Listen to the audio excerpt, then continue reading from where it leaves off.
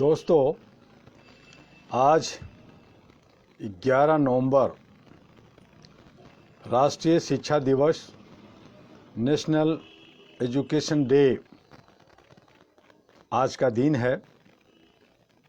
कितना एजुकेशन का विकास हुआ,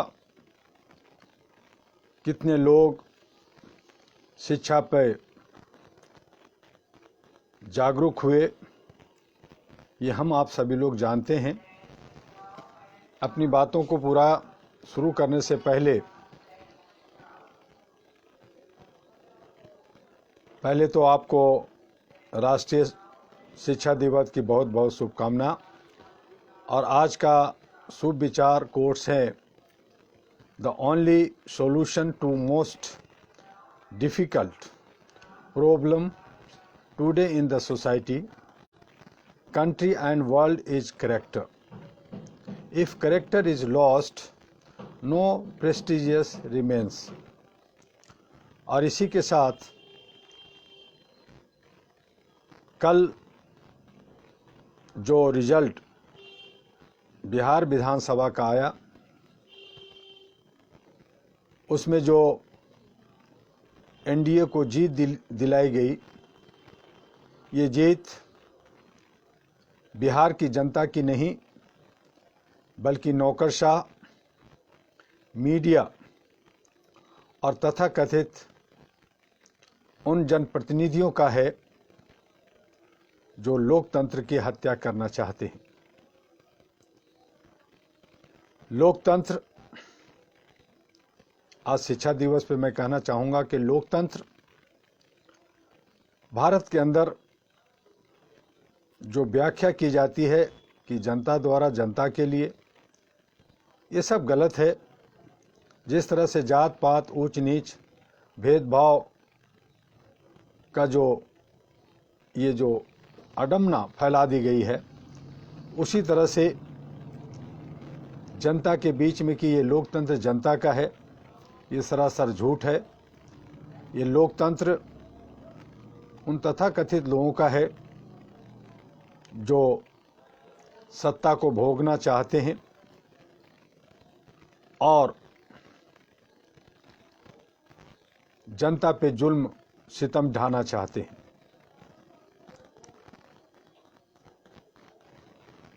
जो चुनाव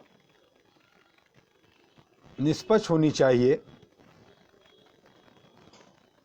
वो चुनाव निष्पक्ष नहीं बल्कि अब मशीनों का गेम, जोड़ तोड़ का गेम और उन नौकरशाहों को खरीदने का, जहां भ्रष्टाचार ख़त्म करने पे बहुत सारी सरकारें बनी, आलू प्याज की कीमतें बढ़ने पे, महंगाई पे बढ़ने पे सरकारें बदली,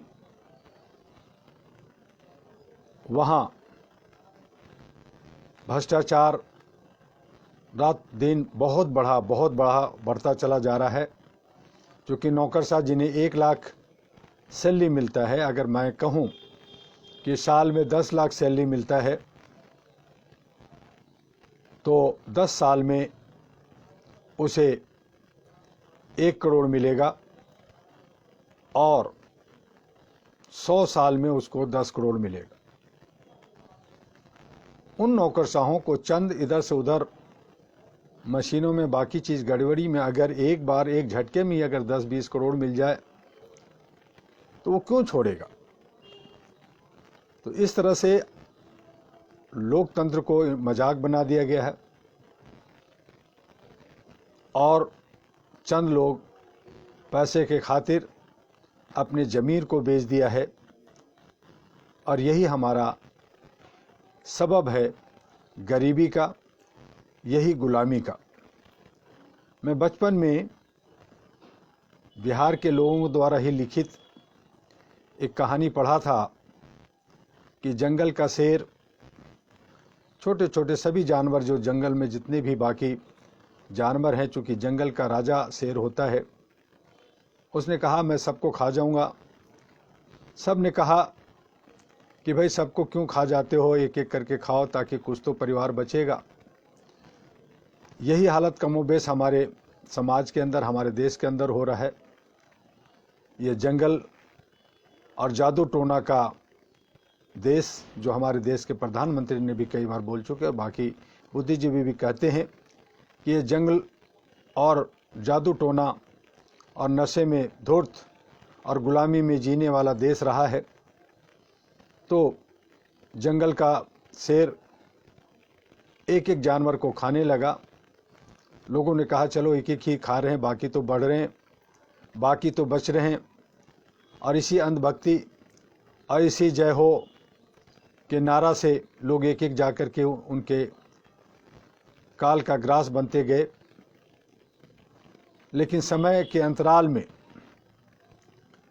जो एक खरगोश ने कहा कि मुझे तो खा जाएगा, उसकी बारी थी, लेकिन मैं कुछ जुगत लगाता हूँ। आज के नौजवान भी कुछ जुगत लगाते रहते हैं लोकतंत्र बचाने के लिए, आवाज़ उठाने के लिए, कि उन्हें भी ऐन कैन परकान की तरह से कई केसेज में दबा करके फंसा करके मार दिया जाता है या उसके हौसले को काट दिया जाता है, ख़त्म कर दिया जाता है। खरगोश जाता है घूमता टहलता कि उसे आज तो मरना ही है, आज तो शेर जो है वो खा जाएगा। लेकिन वो देर करके जाता है और अपनी जुगत से शेर के सामने आता है। शेर दहाड़ता है कि एक तो मैं सुबह से भूखा हूँ और तुम उछलता कुलता आ रहा है, एक छोटा सा पिद्दा, इससे मेरा क्या होगा, आज मैं तेरे पूरे परिवार को ही खा जाऊंगा। तो आज लोगों को डराया जाता है इसी तरह से। और वो खरगोश का बच्चा कहा कि भाई आप राजा हैं, आप शक्तिशाली हैं, लेकिन मैं क्या करूं, रास्ते में आ रहा था एक बब्बर शेर मिल गया और मैं दोस्तों को लेके आ रहा था, अपने भाइयों को लेके आ रहा था कि मेरे से आपका पेट नहीं भरेगा। तो मैं काफ़ी दोस्तों को लेके आ रहा था कि उससे आपका पेट भर जाएगा। लेकिन उस बब्बर शेर ने मेरे दोस्तों को, भाइयों को, सबको खा गया और मैं बड़ी मुश्किल से उनसे छूट के इसलिए आया। कहा कि भाई एक मेरा शेर है जो मेरा इंतज़ार कर रहा है, वो हमारे जंगल का राजा है, मैं उसके पास जा रहा हूँ, वो मुझे खाएगा। तो उसने गुस्से से कहा लाओ मैं उस शेर को फाड़ डालूँगा। तो आज एक दूसरे को फाड़ने की बातें चल रही है। वो शेर गुस्से में तमतमाता हुआ कहा कि कहाँ है वो बब्बर शेर, और शेर को लाया जाता है एक कुएं के पास। और खरगोश का बच्चा कहता है कि देखिए आपसे लगता है डर के मारे इसमें छुप गया। वो शेर कुएं के पानी में अपना अस्क देखता है, दहाड़ता है, उसकी आवाज़ कुएं में गूंजती है और वो सोचता है कि सचमुच में दूसरा शेर इसके अंदर छुप गया है। और वो दहाड़ता हुआ उसके अंदर कूद पड़ता है और वो अपनी जान गंवा देता है। तो आज हमारे कमोबेश देश के अंदर कुछ तथाकथित शेर हैं जो दहाड़ रहे हैं। लेकिन मुझे विश्वास है कि एक नौजवान कोई पैदा लेगा, कोई एक ऐसा बंदा पैदा लेगा जो भारत के तकदीर और तदबीर को बदल देगा। हम विश्वासी लोग हैं, हम उम्मीद करने वाले लोग हैं। 33 करोड़ देवी देवता भारत में हैं, फिर भी हम इस आस और इस उम्मीद में लगे हैं कि कोई ऐसा भगवान आएगा जो हमारी गरीबी को, हमारी अशिक्षा को, हमारी मजबूरी को, हमारी गुलामी को ठीक करेगा। और इसी उम्मीद में हम जी रहे हैं। और कई जो भी दबंग, कोई भी बाहुबली दिखता है, हम उसे भगवान और जय हो का नारा लगाने लगते हैं, ताकि हमें लगता है कि कोई न कोई भगवान फिर से आ गया। तो 33 करोड़ प्लस 34 करोड़ 35 करोड़ ऐसे बढ़ते चले जाएंगे। कब सही माने में भगवान आएगा, कब कौन सही माने में हमारे समाज को, हमारे देश को बदलेगा, इस पे लगातार हम लोग सोचते रहते हैं। और इसी विश्वास के साथ हम लोग जी रहे हैं, अपनी अज्ञानता में, अपने जात धर्म ऊंच नीच के भेदभाव लेकर के, तरह तरह के लोगों के बहकावे में आकर के हम जी रहे हैं। ये तो शुक्र है कि मुस्लिम लोगों में वहाँ इंड कर दिया गया है कि मोहम्मद आखिरी पैगंबर है, उसके बाद कोई पैगंबर नहीं होगा। अगर वहाँ भी होता कि दूसरा भी, तीसरा भी, चौथा भी और बहुत सारे आएंगे तो पता नहीं क्या होता। लेकिन भारत के अंदर अभी आस है कि हमारे और भी भगवान आएंगे और हमारे को सुधारेंगे। 140 करोड़ की आबादी में चंद लोग भगवान बनने की कोशिश में या भगवान अपने को दिखा करके बाकी को ठगते हैं, अपने ज़मीर को बेचते हैं और हम उस अंधभक्ति में जीते हैं और उसकी जयकार करते हैं। तो इस तरह से ये लोकतंत्र ख़त्म होता चला जा रहा है। फिर से हम लोग गुलामी की तरफ बढ़ रहे हैं और चंद लोग अपनी ज़मीर बेच कर करके खूब सारे पैसे इकट्ठे कर करके बैंकॉक, मॉरिशस और बड़े बड़े रिजोर्ट्सों में जा कर के मौज मस्ती ऐश कर रहे हैं। बहुत सारे जनप्रतिनिधि, बहुत सारे लीडर्स बीवियों को छोड़ करके कहते हैं कि बीवी, एक बीवी से क्या होगा, मेरे पास तो 10, 20, 50, 100 बीवियां भी मेरे लिए कम है। जब वो सत्ता में आते हैं, सत्ता की भूख में वो बहुत सारे भ्रष्टाचार, बहुत सारे बलात्कार, बहुत सारे गलत कामें करते हैं, तो उनके लिए तो एक बीवी का मतलब ही नहीं बनता। जो लोग एक बीवी और बच्चों के साथ जीवन यापन करते हैं, बड़ी मुश्किल से अपनी दिनचर्या पूरा करते हैं, रोटी कपड़ा मकान की व्यवस्था करते हैं, उनके दुख तकलीफ़ को कौन जाने। जो लोग जिनके पास बीवी नहीं है वो 100 बीवी, 50 बीवी का मज़ा लेते हुए जो ज़िंदगी जी रहे हैं, उन्हें ज़रा सा भी शर्म नहीं है। तो ये हालात हमारे देश के अंदर है। हम गुलामी और गुलाम होते चले जा रहे हैं। तो हमें जागना होगा और हम इसी उम्मीद से जी रहे हैं कि कोई तो आएगा जो भगवान बन के आएगा, फरिश्ता बन के आएगा, पैगंबर बन के आएगा, दूत बन के आएगा और हमारी किस्मत को, हमारी दशा दिशा को बदल देगा। तो जो ये लोकतंत्र का खेल जो हो रहा है और लोग कह रहे हैं कि फलना है तो मुमकिन है, तो ये जो फलना है वो मुमकिन है, ये भगवान की तरफ इशारा करता है।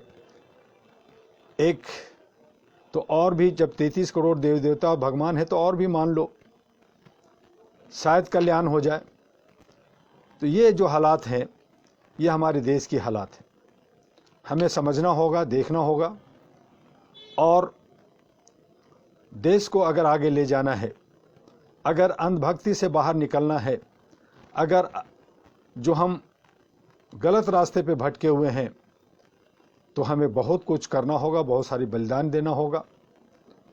तभी हम 203 जो देश है पूरे विश्व में, इस पृथ्वी पर, उसमें हम अव्वल आ सकते हैं। भारत के अंदर कोई कमी नहीं है, खादान है, हमारे के यहाँ अन्न है, हमारे के यहाँ एजुकेशन की कोई कमी नहीं है। हमने भारत को बहुत कुछ दिया है किसी भी क्षेत्र में, चाहे वो इलेक्ट्रॉनिक मीडिया हो या एजुकेशन हो, चाहे वो इतिहास हो, चाहे भूगोल हो, चाहे वो साइंस हो, भौतिक हो, रसायन हो, सभी क्षेत्रों में भारत अव्वल रहा है। और भारत के लोग ही जा कर के, चाहे वो अमेरिका में हो, यूरोप में हो, वो ऐसे ऐसे काम कर रहे हैं जो वहाँ के लोग नहीं कर सकते। तो ये जो हमारी विलक्षण शक्तियाँ हैं उनको समेटना कर और युवाओं को आगे आकर के ये जो गंदगियाँ फैला रहे हैं, इनको गंदगियों को साफ करना होगा। इनको, ये जो चंद लोग हैं, मुट्ठी भर लोग हैं जो हमारे और आप पे शासन कर रहे हैं। बड़ी मज़े की बात है, मैं बहुत हैरान होता हूँ कि बिहार की आबादी 12 करोड़, वोट देते हैं 4 करोड़ 10 लाख, और चंद 1-1.5 करोड़ लोग जो वोट लिया वो जीत जाते, और उनको 250, 25, 100 के मार्जिन पे। और उसमें भी गेम होता है, उसमें भी चुनाव में घपले होते हैं, काउंटिंग में घपले होते हैं, देर किए जाते हैं। और जब एक्सपर्ट से बात मैं किया तो एक्सपर्ट ने कहा बहुत कुछ हो सकता है और बहुत कुछ हो रहा है। तो ऐसे लोकतंत्र से क्या फायदा। उम्मीद थी कि एक नौजवान बिहार का एक मुख्यमंत्री बनेगा, और बहुत लोगों की ये सोच थी, बहुत सारी उम्मीदें थी कि बदलाव होगा, लेकिन वो नहीं हुआ। अब बिहार कहाँ जाएगा ये अब वहाँ की जनता, वहाँ के लोग जाने। और ख़ास करके मैं ये भी कहूँगा कि अगर ये सारी चीज़ें नहीं भी हुई है तो जो वोट कटुआ लोग थे, जो छोटी छोटी पार्टियां थी, इंडिपेंडेंट थे, उन लोगों ने भी उन्हीं लोगों को सपोर्ट किया, साथ दिया जिन्हें वो हराना चाहते थे। तो सही माने में अगर हम कहें तो जो छोटी पार्टियां और इंडिपेंडेंट और वोट कटुआ लोग थे, उन्होंने ही एनडीए को जिताया है, वही उनके सपोर्टर हैं। तो इसलिए बहुत बहुत शुक्रिया कि आपने एनडीए को जिताया। आप बहुत शोर मचाते हैं, चीखते हैं कि मैं बदलाव चाहता हूं, मैं नहीं देखना चाहता एनडीए को, लेकिन आपने डायरेक्टली इनडायरेक्टली आपने उसको सहयोग किया है, सपोर्ट किया है। तो आप भी मुजरिम हैं। कहते हैं कि जुल्म करना और देखना दोनों गलत है। तो एक जुल्म किया और एक ने जुल्म करने में सहयोग किया, तो दोनों जो है दोषी है। तो इस तरह से समाज के अंदर वो सारी चीज़ें हो रही हैं। आज जो समाज के अंदर जो बटे हुए लोग हैं, जो कहते हैं मूल निवासी हूँ, मैं अम्बेडकर का हूँ, मैं ये हूँ, मैं वो हूँ, मैं शोषित हूँ, मैं दलित हूँ, मैं 90% हूँ, 93%, वो इस तरह से बिखरे हुए हैं या इस तरह से वो कमज़ोर हैं कि वो आगे इसी तरह से सोचते रह जाएंगे और वो हारते रहेंगे और वो जो है गुलाम बनते रहेंगे। तो ये जो तथाकथित चंद लोग हैं, चतुर लोग हैं, चालाक लोग हैं, शेर हैं, लोमड़ी हैं, वो ऐश कर रहे हैं। और बाकी आप जंगल के बहुत प्यारे हिरन हो, बहुत बड़े भैंसा हो, बहुत बड़ा शरीर है आपका, गेंडा है, लेकिन आपका शिकार शेर ही करेगा, आप नहीं कर सकते। आप दो चार झुंड बना करके, थोड़ा सा हो सकता है कई बार जो जंगल में देखा जाता है कि भैंसे शेर को भगा देते हैं, लेकिन अंततोगत्वा शिकार जो है वो भैंस या हिरन या बाकी जानवर ही होते हैं और शेर शिकार करके निकल जाता है। तो ये सारा चीज़ें अभी हमारे समाज के अंदर, देश के अंदर हो गया है। बहुत सारी छोटी छोटी कहानियां हैं जो हम बचपन में 2वीं क्लास, 3वीं क्लास, 5वीं क्लास में पढ़ा, वो चरितार्थ होता हुआ दिखता है। तो जिन लोगों ने ऐसी किताबें लिखी, ऐसी कहानियाँ लिखी, उनकी क्या सोच होगी। आज हमारी हालत भी उन्हीं तरह के गुजर रहे हैं। तो 140 में 139 करोड़ आबादी गुलामी, बेबसी में जी रही है और जो चतुर चालाक जो शेर लोमड़ी है वो ऐश कर रहे हैं, हमारा जो है शिकार करके हमारे शरीर को चीर फाड़ करके, चाक करके खा रहे हैं। और आप अपने को बचने में, बचाने में, चरने में, चराने में, चारे के रूप में आप जो है जिंदगी जी रहे हैं। तो जीते रहिए। और जो लोग, बुद्धिजीवी लोग जंतर मंतर पे या बहुत सारी जगहों पे जो मीटिंग करते हैं, बहुत सारे नौजवान जो चीखते चिल्लाते रहते हैं कि बदलाव होना चाहिए, ये होना चाहिए, जब तक वो लामबंद नहीं होंगे वो कुछ नहीं हो सकता। उनको जेल जाना होगा, उनको पिछवाड़े पे डंडे पड़ेंगे और वो टूटते रहेंगे। मैंने 33 सालों से मानवाधिकार पे काम किया, मानवाधिकार पे लोगों को जोड़ने की बात किया, ह्यूमन चैन बनाया, लोगों को जागरूक किया, लेकिन उससे भी कोई फ़ायदा नहीं होने वाला। कहीं इंसानियत नहीं दिखता, कहीं मानवता नहीं दिखता, कहीं ह्यूमैनिटी नहीं दिखता। ये किस खेत की मूली है ऐसा दिखता। लेकिन हम धुनी है, हम काम कर रहे हैं, आपको जगाने का काम कर रहे हैं, जगाते रहेंगे। आप जागें या ना जागें, तो चंद लोग अपने तरीके से काम कर रहे हैं, अपने तरीके से इतिहास बनाने की बात कर रहे हैं। लेकिन जो लोग हमें और आपको तोड़ रहे हैं, उन्हें मरना होगा, उनके भी शरीर पे कीड़े पड़ेंगे, वो भी बर्बाद होंगे। और अंत में जब पछताते हैं तो वो जो है उनका दर्द शायद आपको नहीं पता। मैंने बहुत लोगों को देखा है करीब से।